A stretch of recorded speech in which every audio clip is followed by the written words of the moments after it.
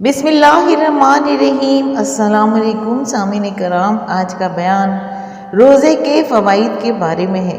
روزے کے بے شمار حکمتیں اور فائدے ہیں، یہاں بطور اختصار صرف چند کو ذکر کیا جا رہا ہے۔ الصوم جنۃ یستجن بہا العبد من النار، یعنی روزہ ایک ڈھال ہے اور جس کے ذریعے سے بندہ جہنم کی آگ سے بچتا ہے۔ اس کا ذکر صحیح الجامع الحدیث میں ہے۔ روزہ نفس امارہ کو اس کے تقاضوں اور خواہشات سے روکنے کا عادی بناتا ہے اور نفس کی اصلاح کرتا ہے۔ وہ شرعی احکام جو نفس پر گراں ہے وہ نہایت سہل اور آسان ہو جاتے ہیں۔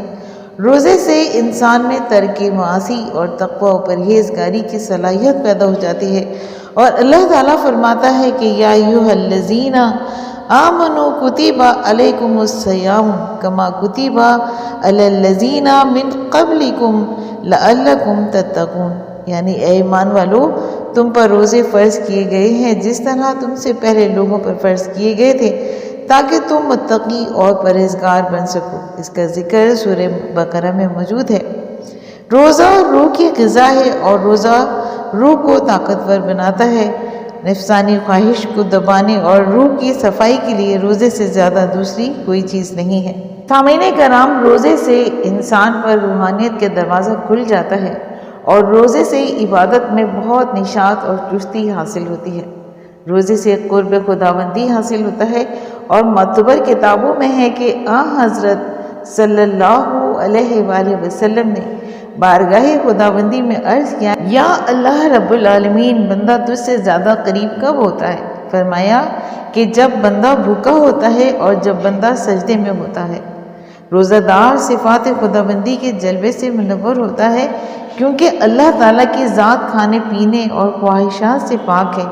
روزہ دار بھی کھانے پینے اور خواہشات سے بے نیاز رہتا ہے۔ روزے سے اللہ تعالیٰ کے شکر کا موقع ملتا ہے، اور روزے سے رزق کی قدر اور انسانی ہمدردی کا جذبہ ابھرتا ہے۔ روزے سے جسمانی امراض دور ہو جاتے ہیں، بالخصوص بلغمی مزاج کے لیے اکسیر ہے۔ روزہ اللہ اور اس کے رسول اکرم صلی اللہ علیہ وآلہ وسلم کی رضا اور خوشنودی اور ترقی درجات اور اخروی نجات کا حتمی ذریعہ ہے۔ چنانچہ ارشاد نبی صلی اللہ علیہ وآلہ وسلم ہے کہ الصوم لی وانا اجزی بہ، یعنی روزہ خاص میرے لیے ہے اور میں خود اس کا بدلہ اور عوض دوں گا۔ سامعین کرام، اس کا ذکر حجۃ البالغہ میں موجود ہے۔ روزہ مسلمانوں کو چست و چالاک، صابر و شاکر، ایک دوسرے کے لیے ہمدرد و غمگسار اور ایک مضبوط و منظم قوم بنانے کا بہترین ذریعہ ہے۔ روزہ انسان سے حرص و طمع اور شکم پروری کا مادہ ختم کر دیتا ہے، اور روزے کے ذریعے انسان میں نظم و ضبط کی قوت پیدا ہو جاتی ہے۔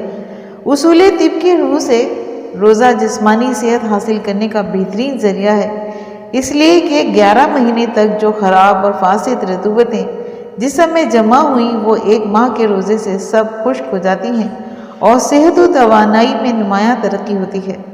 روزے سے انسان میں پاکیزہ اور ملکوتی صفات پیدا ہوتی ہے، مثلاً فرشتے کھانے پینے سے اور پاک اور منزہ ہیں، اسی طرح اللہ تعالیٰ بھی ان خواہشات سے پاک و منزہ ہے۔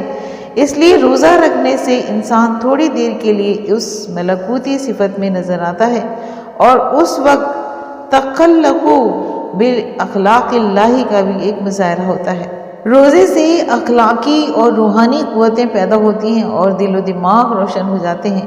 روزہ دار کی بھوک اور پیاس کی تکلیف گناہوں کا کفارہ ہو جاتی ہے، اور انسان ضبط و نفس کے اعتبار سے بہترین انسان بن جاتا ہے، اور روزے سے مزاج میں عز و انکساری آ جاتی ہے اور بھوک کی مصیبت اور تکلیف کا اندازہ ہوتا ہے۔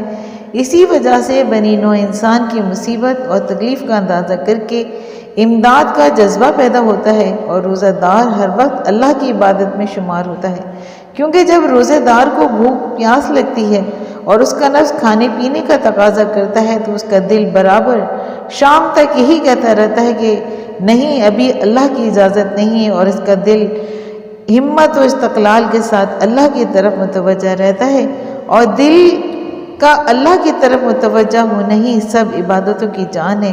الغرض روزہ ایک بڑی اعلیٰ درجے کی عبادت ہے۔ سامعین کرام، اللہ پاک سے دعا ہے کہ اللہ پاک ہمیں روزہ رکھنے کی توفیق عطا فرمائے اور ہماری عبادتوں کو بڑھا چڑھا کر قبول کرے اور ہمارے گناہوں کو معاف کرے۔ امید کرتی ہوں کہ آپ کو آج کا بیان پسند آیا ہوگا۔ اگر آپ کو آج کا بیان پسند آیا ہے تو آپ اپنے چینل فضائل اسلام کو لائک اور سبسکرائب کیجئے اور ساتھ لگے بیل آئیکن کو پریس کیجئے تاکہ آنے والی نئی ویڈیوز کا نوٹیفیکیشن آپ کو سب سے پہلے ملے۔ شکریہ۔